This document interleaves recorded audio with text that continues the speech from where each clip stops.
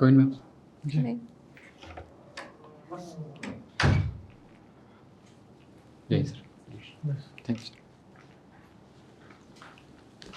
If you are comfortable તો mask કાઢી શકો છો. Thank you sir. આપનું ઇન્ટ્રોડક્શન આપો. સર મારો કોડ G21 છે. G G20. G21 છે. હું આણંદ જિલ્લાથી આવું છું સર. મારું ગ્રેજ્યુએશન મેં 2012ની અંદર કમ્પ્લીટ કર્યું, B in electronics and communication. ECમાં યસ. ECમાં તમે BE કર્યું જી સર. 2000. 12ની અંદર સર. ઓકે અને અત્યારે કરન્ટલી હું એક પ્રાઇવેટ કંપનીની અંદર સર એઝ એન્જિનિયર જોબ કરી રહ્યો છું. ઓકે. આની પહેલાં કોઈ જીપીએસસી તૈયારી ક્લાસ 1 2 સિવાય કરેલી છે? હા, ક્લાસ 1 2 સિવાય સર 2 વખત STAની આપી હતી સર. STAમાં થયા છો? STAની અંદર સર એક વખત 3 માર્ક્સ માટે અને એક વખત રહી ગયો છું ફાઇનલમાં? ફાઇનલમાં જી સર. ઓકે. તમારી હોબી વિશે જણાવશો? હોબી સર કોઈ વિશેષ તો નથી સર, પણ જનરલી કેવું હોય છે કે જ્યારે પણ જોબને એના ફ્રી ટાઈમ મળે છે ત્યારે થોડું ઘણું બંધારણ વિશે એક્સ્ટ્રા વાંચન અને થોડું ઘણું કોઈક કરંટમાં કોઈ સિચ્યુએશન કે કંઈ હોય તો પોતાના કરંટનું તો આપણે તમારી તૈયારીનો મનમાં ભાગ જે જ કંઈ છે. હોય એ થોડું લખતો હોઉં છું sir. Apart from your syllabus જી સર. બીજું શું વાંચો છો તમે? સર વિશેષ તો કંઈ નથી. ઓકે. એક તુર્કીમાં છે ને મ્યુઝિયમ હતું કોલ્ડ હાગિયા સોફિયા, વેરી હિસ્ટોરિકલ, જી સર. તુર્કીમાં. જે હમણાં મસ્જિદમાં રૂપાંતર પામ્યું છે. જી સર. ભારતમાં પણ આપણે રામ મંદિર ને એ બધું છે. જી સર. અમેરિકા પણ એમ કહે છે કે અમેરિકન ફર્સ્ટ પોલિસી. જી તો sir. Don't you think so કે ફ્રોમ લાસ્ટ 5 years કે 2 years જી sir. All over the world, not in India, all over the world radicalisation વધ્યું છે એવું તમને લાગે છે? તમારો વ્યૂ શું છે? Whatever view it would be, પણ સપોર્ટ માટે આર્ગ્યુમેન્ટ આપજો. જી સર. રેડિકલાઇઝેશન એક લેવલ પર આપણે કહી શકીએ સર વધી રહ્યું છે, કારણ કે ક્યાંક ને ક્યાંક જે મેજોરિટી ઓફ ધ ડોમિનન્સ જે પોપ્યુલેશનનું છે એના ફેવરની અંદર એના ઝુકાવ તરફ ક્યાંક ને ક્યાંક વિચારો વધી રહ્યા છે. એ એક પ્રકારે સર એક પોઝિટિવ વસ્તુ પણ છે, કેમ કે તમે જે તમારી જનસંખ્યાની અંદર જેનું સૌથી વધારે પ્રભુત્વ છે, જેનું પ્રતિનિધિત્વ છે, તમે ક્યાંક ને ક્યાંક એમની વાતોને કે એમની ભાવનાઓને તમે પ્રાધાન્યતા આપી રહ્યા છો. ક્યાંક ને ક્યાંક આપણે એની સાથે એક વસ્તુ એ પણ ધ્યાનમાં રાખવી કે જે પણ લોકો માઇનોરિટીની અંદર છે, કે જે પણ લોકો ક્યાંક ને ક્યાંક જે ભારતના બંધારણે જે આપણને જે ધાર્મિક સ્વતંત્રતાના અધિકાર આપેલા છે એનું ક્યાંક હનન ન થાય, કારણ કે આપણે કોઈને અધિકાર આપવાની સામે બીજા કોઈના અધિકાર છીનવાય નહીં, એ પણ આપણે ધ્યાન રાખવું રહ્યું સર. ઓકે. નીતિ આયોગ છે ને એ આપણી થિંક ટેન્ક છે ભારત સરકાર, બહુ સારું કામ કરે છે. જી સર. અને ઇકોનોમી એડવાઇઝર છે એ પણ સારી નીતિઓનું ઘડતર કરે છે as far as economical condition is concern. જી સર. તો ગુજરાતમાં અથવા તો બીજા કોઈ સ્ટેટમાં નીતિ આયોગ જેવું કોઈ બીજું આયોગ જે પોલિસી થિંક ટેન્ક હોય એવું નથી અને ઇકોનોમિકલ એડવાઇઝર બી નથી, તો એનું કારણ શું? સર એક સોરી બટ સર ક્વેશ્ચન તમારો જે ક્વેશ્ચન છે કે ભારત જે છે એ રાજ્યોનો સંઘ છે. જી સર. ભારતમાં ઇકોનોમિકલ એડવાઇઝરની પોસ્ટ છે. Yes sir. ભારતમાં નીતિ આયોગ પણ છે. જી સર. સ્ટેટના સબ્જેક્ટ્સ પણ સરસ મજાના હોય છે. સ્ટેટમાં પણ ફિનાન્શિયલ પ્લાનિંગ બધું હોય જ છે. જી સર. તો ભારત ગુજરાતમાં અથવા તો બીજા સ્ટેટમાં નીતિ આયોગ જેવું કોઈ પંચવર્ષીય યોજનાનું આયોજન માટે કોઈ આયોગ બી નથી અને કોઈ ઇકોનોમી એડવાઇઝર નામની પોસ્ટ બી નથી. જેમ કલેક્ટર પોસ્ટ હોય ને, ઇકોનોમી એડવાઇઝરની પોસ્ટ નથી. તો એ કરવી જોઈએ કે કેમ, અને નથી તો કેમ નથી એમ? સર જ્યાં સુધી ઇકોનોમિકલ પ્લાનિંગની વાત છે, આર્થિક આયોજનની બાબત છે, તો આર્થિક આયોજન હંમેશા જ્યારે રાષ્ટ્રના જે પણ સંસાધનો છે એને ધ્યાનમાં રાખીને સૌપ્રથમ પહેલા પ્લાનિંગ કમિશન હતું, પહેલા આયોજન પંચ હતું, જેની જગ્યા પર આપણે નીતિ આયોગ લઈને આવ્યા. નીતિ આયોગ એક થિંક ટેન્ક તરીકે 100% સર રિસ્પોન્સિબલ છે, કામ કરી રહ્યું છે. એની સાથે ચીફ ઇકોનોમિક એડવાઇઝર કે ઇકોનોમિક એડવાઇઝરની જે પોસ્ટ છે એ પણ ક્યાંક ને ક્યાંક વડાપ્રધાનને એ બાબતે સલાહ આપતું હોય છે. હવે જ્યાં સુધી વાત છે સર રાજ્ય કક્ષાની, રાજ્ય કક્ષાએ ક્યાંક ને ક્યાંક સેક્રેટરી લેવલ પરથી સરકારને જે પણ આર્થિક નિર્ણયોની બાબતની અંદર કંઈ પણ જે નિર્ણયો લેવાના છે એની અંદર સલાહ આપવામાં આવતી હોય છે. હા, પણ જેવું વિશેષ એક સંગઠન કે જે આપણે કહી શકીએ કે જે કેન્દ્ર કક્ષાએ છે એવું નથી. એની પાછળનું એક મુખ્ય કારણ એ પણ કહી શકીએ કે જે આર્થિક નિયોજનનું જે સબ્જેક્ટ છે એ સેન્ટરના પરવ્યુમાં વધારે છે. એટલે આર્થિકનું સેન્ટરમાં વધારે. અહીંયા ગુજરાત તો એ લોકોને ફોલો જ કરે છે એવું છે. આપણી પોતાની સ્વતંત્ર અમુક નાણાકીય એની માટે જવાબદાર સર આપણી બંધારણની 7મી અનુસૂચિ છે, કે જેની અંદર વિષયોની યાદી અલગ અલગ વહેંચેલી છે, જેમાં સેન્ટર લીસ છે, સ્ટેટ લીસ અને કોન્કરન્ટ લીસ છે. તો જે આયોજનની જે બાબત છે એ કેન્દ્રના પક્ષની અંદર છે. SIR અને SEZ વિશે શું જણાવો છો? સ્પેશિયલ ઇન્વેસ્ટમેન્ટ રીજન અને સ્પેશિયલ ઇકોનોમિક ઝોન. સર આ બંનેની અંદર સ્પેશિયલ ઇન્વેસ્ટમેન્ટ રીજન જે છે ઇન્વેસ્ટમેન્ટને પ્રમોટ કરવા માટે આપણે ધોલેરા ખાતે કાર્યરત બંનેમાંથી મોટું કોણ હોય? SEZ વધારે એરિયા મોટો હોય કે SIR નો મોટો હોય? SIR નો સર વધારે મોટો છે. અને સ્પેશિયલ ઇકોનોમિક ઝોન છે એ જનરલી કેવું હોય છે કે જ્યારે પણ આપણે એક્સપોર્ટ રિલેટેડ વસ્તુઓને જ્યારે પ્રમોટ કરતા હોય ત્યારે આપણે અમુક રીજન હોય છે જે રીજનને અમુક બેનિફિટ્સ આપતા હોય છે ઇન ટર્મ્સ ઓફ ઇલેક્ટ્રિસિટીના ડિસ્ટ્રીબ્યુશનની અંદર ધારો કે કોઈ સબસિડાઇઝ રેટ પર આપીએ કે ત્યાંથી જે પણ એક્સપોર્ટ થતી હોય ક્યાંક ધારો કે ત્યાં જે લેબર રિફોર્મ્સ છે તો એ લોકોને લેબર નોર્મ્સની અંદર થોડા વર્ષનું આપણે એ આપીએ બાદબાકી આપીએ એ રીતે સર SIR ની અંદર રેસિડેન્શિયલ ઘરો થઈ શકે ખરા? એસઆઈઆર એરિયાની અંદર રેસિડેન્શિયલ ઘરો સોરી સર એનો આઈડિયા નથી. આઈડિયા નથી. ઓકે. સ્ટાર્ટઅપ ઇન્ડિયા જે છે અને સ્કિલ ઇન્ડિયા એના વિશે શું જ કહેવા માંગો? સ્ટાર્ટઅપ ઇન્ડિયા સર એક પ્રકારે ભારતની અંદર જે નવા ઉદ્યોગો એની અંદર કારણ કે વડાપ્રધાનશ્રીનું જે એક મેઇન મોટો છે કે ભારતના જે યુવાનો છે એ જોબ સીકર નહીં જોબ ગીવર બનવા જોઈએ અને એ પરિપ્રેક્ષની અંદર અત્યારે સરકારે જે સ્ટાર્ટઅપ ઇન્ડિયા ચાલુ કર્યું છે એના જબરજસ્ત પરિણામો મળ્યા છે કારણ કે વિશ્વની અંદર ભારત અત્યારે ત્રીજું સૌથી ઝડપથી અને સૌથી વધારે સ્ટાર્ટઅપ્સ બની રહ્યા હોય એવું એક દેશ તરીકે ઉભરી આવ્યું છે અને સ્કિલ ઇન્ડિયા એક પ્રકારે જે ભારતની અંદર જે અત્યારે કારણ કે આપણે ડેમોગ્રાફિક ડિવિડન્ડથી જબરજસ્ત રીતે અત્યારે બેનિફિશિયલ છે તો અત્યારે કન્ડિશન શું છે કે વિશ્વની અંદર આપણે લેબર સપ્લાય કરી શકે એવું છે પણ ઘણા અંશે આપણે ત્યાં જે લેબર સપ્લાય નથી કરી શકવાનું સૌથી મોટું રીઝન છે લેક ઓફ સ્કિલ્સ અને જો કદાચ આપણે સ્કિલ્સ ક્ષેત્રની અંદર જો સારું કામ કરી શકીએ તો વિશ્વની અંદર આપણે આપણી ઇકોનોમીને તો વ્યવસ્થિત સ્ટેબલ કરી જ શકીશું ઉપરાંત ભવિષ્યની અંદર આપણે વિશ્વને પણ એક લેબર સપ્લાય તરીકે બહુ મોટા દેશ તરીકે ઉભરી શકીએ અને એની પાછળ આપણી જનસંખ્યા પણ ગુજરાતમાં સ્ટાર્ટઅપ માટે જી સર કામ કરતી સરકારી સહાય મેળવતી કોઈ સંસ્થાનું નામ કંઈ ખ્યાલ છે? ગુજરાતમાં કોઈ સ્ટાર્ટઅપની પોલિસી ખરી? ગુજરાત માટે સ્ટાર્ટઅપની પોલિસી છે જેના માટે સર ગુજરાતમાં સ્ટાર્ટઅપ માટે પણ પોલિસી છે અને સર એ રિસર્ચ ઇનોવેશન માટે સપોર્ટ કરવા માટે બીકોઝ સ્ટાર્ટઅપ તમારા ત્યારે સ્ટેબલ થઈ શકશે જ્યારે તમારું રિસર્ચ અને ઇનોવેશન અને બેકબોનમાં હશે તો એના માટે રાજ્ય સરકારે જે એમફિલ PhD કરતા જે વિદ્યાર્થીઓ છે એમને અમુક 3 થી 4 વર્ષ સુધી એક્ઝેક્ટ સર મને યાદ નથી પણ એટલા વર્ષ સુધી સરકાર એમના જે રિસર્ચ ઇનોવેશન માટે એમને હેલ્પ કરે છે ફાઇનાન્શિયલ એડ આપે છે કે જેના દરમિયાન એ લોકો કંઈક નવું કરી શકે પ્લસ સ્ટાર્ટઅપ માટે ગુજરાત સરકારે પણ અલગ અલગ જે સ્ટાર્ટઅપ્સ ડેવલપ થાય છે એ સ્ટાર્ટઅપ્સ માટે એમને લોન બેંકમાંથી જે પણ લોન મળી રહે એના માટે સસ્તા વ્યાજ દરે સર લોન આપે છે. ઓકે. આપણે iHub કરીને સંસ્થા છે અમદાવાદમાં એ સ્ટાર્ટઅપને ઇન્ક્યુબેટર કરે છે. જી સર. તમને ખ્યાલ હતો એ વસ્તુનો? સર સાંભળ્યું હતું. Okay good. સરસ સ્ટ્રાઇક. હવે આપણે જે ભારત સરકારમાં અલગ અલગ જગ્યાએ અલગ અલગ રાજ્યોમાં આપણે નામ બદલીએ છીએ. જી સર. તો જીમ કોર્બેટ પાર્ક છે એનું નામ આપણે ચેન્જ નથી કર્યું. જી સર. પછી એલિસ બ્રિજ છે એલિસ બ્રિજ અમદાવાદમાં એનું નામ પણ આપણે બદલ્યું નથી એરિયાના. તો અમુક ચોક્કસ ઇસ્લામિક નામો જ બદલીએ છીએ બાકી ક્રિશ્ચિયન નામો અને બ્રિટનનું બધું છે ડેલહાઉસી કરીને સિટી છે એના નામ બદલતા નથી એવો એક મેસેજ પબ્લિકમાં ગયો છે એવું તમને લાગે છે? સર એવું હું નથી માનતો એની પાછળનું કારણ છે કારણ કે આપણે જેટલા સ્થળોના કે જેટલા પબ્લિક પ્લેસીસના નામ બદલેલા છે એ બધા ક્યાંક ને ક્યાંક આપણા ધર્મ સાથે કે હિન્દુ ધર્મ સાથે ક્યાંક ને ક્યાંક કોઈક ઐતિહાસિક બાબતો ધરાવતું હતું.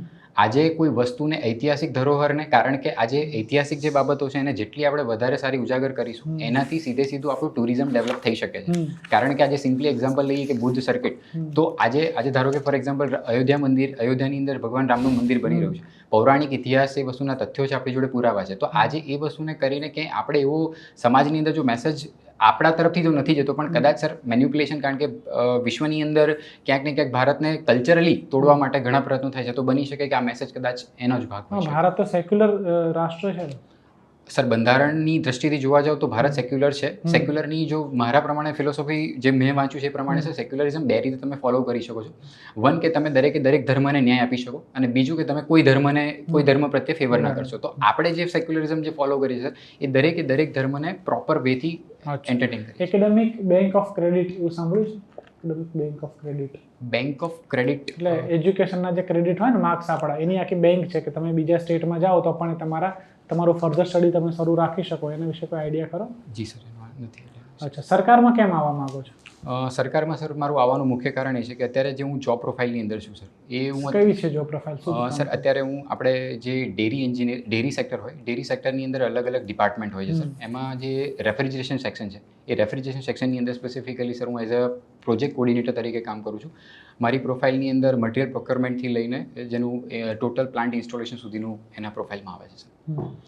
તો મારું જે અત્યારે જે પ્રોફાઇલ છે સર, એ પ્રોફાઇલ ક્યાંક ને ક્યાંક સરકારના જે, કારણ કે સર અમે જ્યારે પ્રોજેક્ટ ચાલુ કરતા હોય ત્યારે અમારી જોડે લિમિટેડ રિસોર્સિસ હોય છે, લિમિટેડ મેન પાવર હોય છે, અને અમારે જે ટાર્ગેટ છે એ વસ્તુને કમ્પ્લીટલી અચીવ કરવાનું હોય છે. અને હું જ્યાં સુધી સમજુ છું ત્યાં સુધી સરકાર પણ પોતાના એક લક્ષિત ઉદ્દેશ્ય સાથે કામ કરતી હોય છે. એની સાથે પણ સંસાધનોની બહુ લિમિટેડ વસ્તુ છે, કારણ કે જેટલું પણ ફંડ એલોકેટ થયું છે એની અંદર મેક્સિમમ બેનિફિશરીને સારા ઓછા ટાઈમની અંદર વધારે સારી રીતે પહોંચી શકે કે જેથી લોકહિતના કલ્યાણકારી કાર્યો થઈ શકે. તો એ ઉદ્દેશ્યથી મને લાગે છે કે હું અત્યારે જે પ્લેટફોર્મ પર છું એ પ્લેટફોર્મથી કદાચ એનો અનુભવ લઈ, અને મારી જોડે સર ટેકનિકલ નોલેજ પણ આ ફિલ્ડનું છે કે જેના કારણે કદાચ બની શકે કે સરકારની અંદર જે ઘણી બધી બાબતોની અંદર હું સરકારને પોતે હેલ્પફુલ થઈ શકું. ઓકે, મારો લાસ્ટ ક્વેશ્ચન, તમારો જે એજ્યુકેશન બેકગ્રાઉન્ડ છે અને જે તમારું પ્રોફેશનલ બેકગ્રાઉન્ડ છે, તમારી જોબ છે, એનીમાંથી 3 વસ્તુ તમારી કઈ ક્વોલિટી છે જે ડેપ્યુટી કલેક્ટરમાં તમે વહન કરી શકો, સારા ડેપ્યુટી કલેક્ટર તરીકે ઓળખાવ? જે 3 ક્વોલિટી તમારામાં જે એજ્યુકેશન અને પ્રોફેશનલ બેકગ્રાઉન્ડથી મળી હોય, જી સર. નામ આપો. First my management skill sir, પહેલી મારી મેનેજમેન્ટ સ્કિલ. નંબર 2 સર, જે ગ્રાસ રૂટ પર એક્ઝિક્યુશનનો સૌથી મોટો અનુભવ. અને નંબર 3 સર, મારું ટેકનિકલ નોલેજ, લાઈક કે જે અત્યારે ડિજિટલ વર્લ્ડ તરફ આપણે ભારતનો જે ઝુકાવ છે, તો એમાં મારું બેકગ્રાઉન્ડ પ્લસ મારું અત્યારની પ્રોફાઇલ એ પરફેક્ટલી મને એલાઉ કરે છે કે હું સરકારને એની અંદર ઘણી મદદ કરી શકું. ઓકે, સરસ મેડમ. આપના પ્રેફરન્સ? મારો preference ma'am deputy collector, DYSP, then register and then નાયબ નિયામક અનુસૂચિત છે. ઓકે. ન્યૂઝપેપર વાંચ્યા છે? જી મેમ. ક્યારે? મેમ ટાઈમિંગ ફિક્સ નથી, જ્યારે પણ ઓફિસ. એટલે આજે વાંચ્યા છે, કાલે વાંચ્યા છે? હા મેમ, વાંચ્યા છે. શું છે હેડલાઇન? આજની જે હેડલાઇન છે મેમ, જે કૃષિ કાયદા રદ થયા ઉપરાંત પણ જે ખેડૂતોએ જે કીધું છે કે અમે ટ્રેક્ટરનું જે માર્ચ છે એ કન્ટિન્યુ કરીશું, એના વિશે. શું લાગે છે, કરવું જોઈએ? મેમ, મારું એવું માનવું છે કે આજે સરકારે તમારી જે બાબતને આટલા ભલે લાંબા ટાઈમ પછી કે 1.5 વર્ષ પછી કે 2 વર્ષ પછી જ્યારે સરકાર એને યોગ્ય તાર્કિક રીતે સ્વીકારતી હોય તો પછી તમારે ખોટું એ વસ્તુને, કારણ કે સુપ્રીમ કોર્ટે પણ વારંવાર કીધું છે કે વિરોધ કરવાનો અધિકાર છે, પણ વિરોધ કરવાનો અધિકાર એ હદે નહીં કે જેથી તમે રાષ્ટ્રની સંપત્તિને નુકસાન કરો. ઓકે. ટેલિમેડિસિન વિશે? Yes ma'am. ટેલિમેડિસિન એક પ્રકારે ભારતની અંદર મને ખાલી એક ફાયદો, ટેલિમેડિસિન ઇઝીલી એક્સેસ લોકો સુધી, કારણ કે આજે એક possible હર્ડન infrastructural issues for as far as electronics and digital side is concerned. Telemedicine at par physically doctor available છે અને એટ પાર કરી શકાય ટેલિમેડિસિનથી? ટેલિમેડિસિન મેમ કરી શકે, બટ આપણી જોડે જે ઇન ટર્મ્સ ઓફ રિસોર્સિસ છે, જે હ્યુમન રિસોર્સ, એ બહુ આપણે શોર્ટેજ છે. બિકોઝ આપણે ઓલરેડી કોવિડ ટાઈમ પર એ વસ્તુને જોઈ લીધી કે જેની અંદર આપણી જોડે પ્રોપર નંબર ઓફ ડોક્ટર્સ નહોતા. ઓકે. જ્યુસ જેકિંગ એક ટર્મ છે, sorry ma'am. Okay. Cyber bullying? Cyber pulling, હા મેમ. સાયબર પુલિંગની અંદર સ્પેસિફિકલી એક પ્રકારનો સાયબર ક્રાઇમ છે કે જેની અંદર સ્પેસિફિકલી તમે કહેવાય કે ઘણી બધી ઇન્ફોર્મેશન જે અલગ જે ડિવાઇસીસ છે એની અંદરથી તમે પુલ આઉટ કરતા હો છો. ઓકે. તમારું પ્રાઇવેટ કંપનીમાં જોબ કરવાનો એક એક્સપિરિયન્સ છે. જી મેમ. પ્રાઇવેટ કંપનીમાં જોબ થાય એ રીતે ઓલમોસ્ટ ગવર્મેન્ટ સેક્ટર કમ્પ્લીટલી અલગ રીતે કામ કરતું હોય. જી મેમ. તો તમને એક સૌથી મોટું હર્ડલ શું ફીલ થશે પ્રાઇવેટમાંથી ગવર્મેન્ટમાં આવતી વખતે? મેમ, મારો ગવર્મેન્ટ સેક્ટરનો આગળનો કોઈ અનુભવ નથી, પણ જેટલા મારા મિત્રો સાથે ચર્ચા થયેલી છે એમાં સૌથી મોટો ઇશ્યુ જે મને લાગે છે, જે હું એને ફેસ કરવા માટે આઈ એમ રેડી ફોર દેટ, એ છે કે ટાઈમલી ડિસિઝન. ઘણી વખત સરકારના નિર્ણયો, જિલ્લા કક્ષાની સ્પેસિફિકલી વાત કરું, કે અમુક ફાઇલો વર્ષો સુધી કે અમુક ટાઈમ કરતાં જે નિયત સમય છે એના કરતાં પણ વધારે સમય માટે પડી રહેતી હોય છે. એનું ટાઈમલી કમ્પ્લીશન કરો. બિકોઝ અમે લોકો જ્યારે કામ કરતા હોય છે ત્યારે મેમ અમારી જોડે એક પ્રોજેક્ટ ચાલુ થતાની સાથે અમારી જોડે એક ડેડલાઇન હોય છે, અમારી ડિલિવરી શેડ્યુલથી લઈને દરેક વસ્તુ. તો એ વસ્તુ મને અહીંયા લાગે છે કે મને અહીંયા નડી શકે એમ છે, પણ manageable. Right to be forgotten? Right to be forgotten નવો રાઇટ છે, હાલમાં ન્યૂઝમાં છે, સાંભળ્યું છે? સોરી મેમ, આનો આઈડિયા. ઓકે. જુનાગઢ નામ સાંભળ્યું છે? જી મેમ. જુનાગઢ કંઈક ન્યૂઝમાં હતું હમણાં, લાસ્ટ 1 વર્ષમાં, પાકિસ્તાન રિલેટેડ. આરઝી હુકુમતના સંદર્ભમાં તમે કહેશો? મેમ, સ્ટ્રાઇક નહીં થઈ રહ્યું. ઓકે. વેબ સિરીઝ જુઓ છો? નો મેમ, સોરી. મૂવી જુઓ છો? મૂવી બહુ રેર મેમ, એવું કેમ લાગે છે. રેર? તો શું કરો એન્ટરટેનમેન્ટ માટે? શું કરો? એન્ટરટેનમેન્ટ માટે મેમ સિચ્યુએશન એવી હોય છે કે કોઈ સ્કોપ નથી. ક્યારે ટાઈમ નથી મળતો? સોરી મેમ, નથી. કારણ કે મારા જોબના અવર્સ એવા છે ને મેમ, કોઈ ફિક્સ નથી રહેતું, એટલે જે માણે છે ટાઈમની અંદર હું વાંચી લઉં છું. ઓકે. सर क्या चैलेंजेस फेस किया है जॉब में? जॉब में सर जो अभी जो करंटली जॉब कर रहा हूँ उसकी बात करें। If you are comfortable, then speak in Gujarati also, Hindi, Sir, English. no also. issue, no issue. Hindi चालશે ना? हाँ, हिंदी Okay. चालશે। Okay. सर अभी जो मैंने जो फेस किया है वो पर्टिकुलरली जो क्लाइंट के एंड से हम लोग जो ड्राइंग वगैरह सबमिशन के लिए अप्रूवल वगैरह भेजते हैं, तो उसमें कई बार क्या रहता है कि जो क्लाइंट है उनको कुछ चीज़ें ऐसी रहती है कि जो हमें पर्टिकुलरली जाके समझानी पड़ती है। जैसे फॉर एग्जांपल मैंने कोई ऑटोमेशन का पैनल का ड्राइंग भेजा है, तो ऑटोमेशन के पैनल के ड्राइंग के अंदर जो भी डिस्क्रिप्शन डाल के भेजा है, तो कई बार उनका क्वेरी रहता है कि ये चीज़ नहीं है, ये चीज़ नहीं है, तो हम लोग को कई बार जाके समझाना पड़ता है कि भाई ये चीज़ ये सी है। तो एक क्लाइंट के लेवल से अंडरस्टैंडिंग जो है। दूसरा सर, जब भी हम रिसोर्स मटेरियल जब प्रोक्योरमेंट करते हैं, तो हर चीज़ का जो है डिलीवरी पीरियड अलग अलग रहता है, और हमारा जो प्रोजेक्ट का टाइमलाइन है दैट इज़ ऑफ फिक्स। उसमें भी पर्टिकुलर हमें इस डेट के पहले इन्वॉइस करके डिस्पैच करना है। तो और हमारा जो भी मशीनरी रहता है, तो कई 30 to 40% मशीनरी ऐसी रहती है सर जो जर्मन मैन्युफैक्चरिंग है, जो एक्सपोर्टेड है, इम्पोर्टेड है। तो उसमें जो डिलीवरी टाइम रहता है और अपने जो डोमेस्टिक जो मटेरियल है उसका जो डिलीवरी टाइम है उसमें बहुत डिफरेंस है। तो एक डिलीवरी कंस्टेंट हर बार हमें प्रोजेक्ट में रहता है। और तीसरा सर, जब भी एग्जीक्यूशन करते हैं प्रोजेक्ट को, तो कई बार क्या रहता है कि जो चीज़ें हम लोग अपने एक्सपीरियंस के बेस पे हमें पता है कि ऐसे ऐसे फेसेस आने वाले हैं कि जिसमें हमें प्रॉब्लम होने वाली है, बट ऑल ऑफ सडन कई बार जैसे फॉर एग्जांपल ह्यूमन रिसोर्स में शॉर्टेज आ गई, कॉन्ट्रैक्टर टाइम पे नहीं पहुंचा, या कुछ ऐसी इवेंट बन गई कि जिसकी वजह से हमारा एग्जीक्यूशन डिले हो जाता है सर। मुझे ऐसा क्यों लग रहा है कि आपने बहुत मेहनत की, सब कुछ लगाया जॉब में, बट आपको रिकॉग्निशन नहीं मिला, देन यू डिसाइडेड कि यार उससे अच्छा कि let's make money, let's have some power? No sir, that is not the case, because I have already got promotion for twice. That is not the case with me कि मुझे recognition नहीं मिला, ऐसा नहीं है। Sorry, financially you are happy?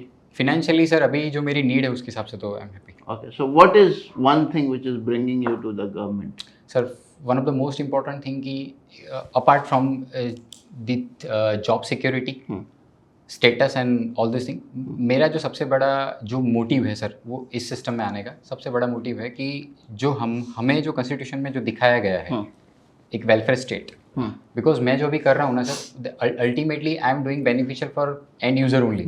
जिसमें मैं समझो कि मैंने जो प्लांट डाला उसे जो प्रोसेसिंग हो रहा है, तो अल्टीमेटली फार्मर्स को बेनिफिट हो ही रहा है सर।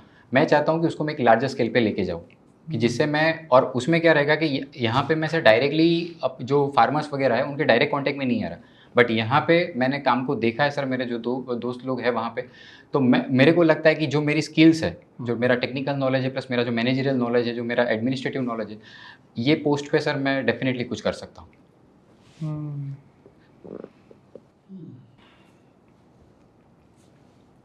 ग्रास रूट पे क्या क्या चैलेंजेस आपको दिखते हैं इंडिया में, अगर रूरल एरियाज की बात करें? रूरल एरियाज़ की बात करें, ग्रास रूट पे सर सबसे बड़ा प्रॉब्लम है लैक ऑफ अवेयरनेस।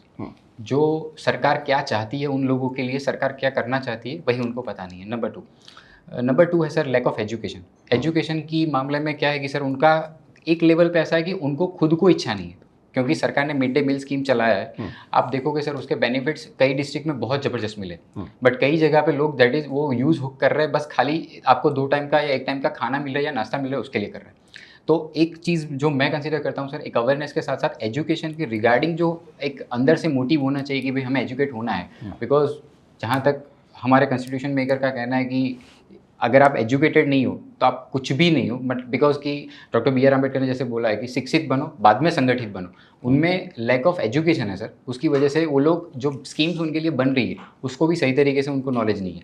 तीसरी सर जो मेरे को लग रहा है कि सरकार की तरफ से जो भी फंड्स वगैरह जा रहे हैं उनके, दैट इज़ प्योरली कुछ हद तक देखा जाए तो ऑन पेपर होता जा रहा है, क्योंकि एक्चुअल सेंस में जो ग्रास रूट लेवल पे जो रिसोर्सेज मोबिलाइज होने चाहिए in terms of financial and physical assets, वो प्रॉपर तरीके से नहीं हो रहे सर। और उसी की बदौलत है कि आज भी हम जब विलेज लेवल पे जाते हैं, जैसे मैम ने पूछा था टेलीमेडिसिन, तो टेलीमेडिसिन करने में आज सबसे बड़ा दिक्कत यही है कि सर कि हमारा जो टाइमली कंप्लीशन होना चाहिए प्रोजेक्ट का, जो नेशनल ऑप्टिकल फाइबर मिशन जो भारत नेट के तरीके से करना था, वो आज तक सर उसकी डेडलाइन देखोगे तो 2 बार एक्सटेंड हो चुकी है, वो टाइमली अभी तक नहीं कंप्लीट हुआ। तो बहुत पॉलिसी रिलेटेड भी इश्यूज़ है और सर एग्जीक्यूशन रिलेटेड भी इश्यूज़ है। ग्रेट,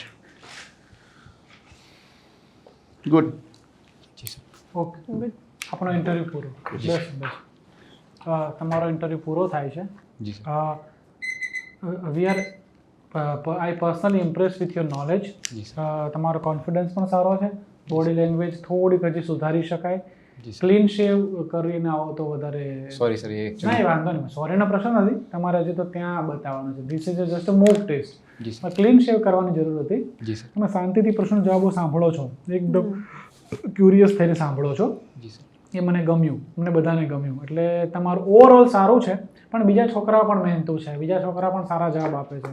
કોમ્પિટિશન બહુ જ સ્ટીફ છે, 7માંથી એક જ છોકરો લેવાનો છે અથવા તો યુવતી લેવાની છે.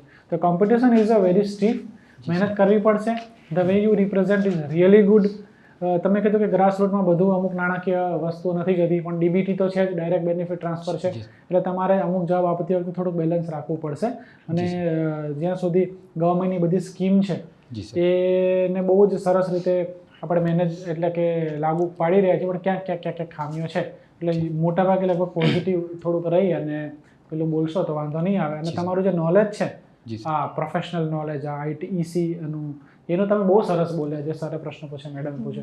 એટલે તમે એના પર જ આખો ઇન્ટરવ્યુ લઈ જજો કે તમારું જે નોલેજ, તમારે એન્જિનિયરિંગનું નોલેજ જે છે જી સર તમારા પ્રોફેશનલ વર્લ્ડમાં, અને તમારા જે પર્સનલ તમારા જે બધા વેલ્યુઝ છે, તમારા લીડરશિપની, મેનેજરિયલ સ્કિલ, બહુ સરસ વર્ડ વાપર્યો, જી સર એનો તમે ઉપયોગ કરશો, એ ટાઈપનો ઇન્ટરવ્યુ લઈ જશો તો વાંધો નહીં આવે.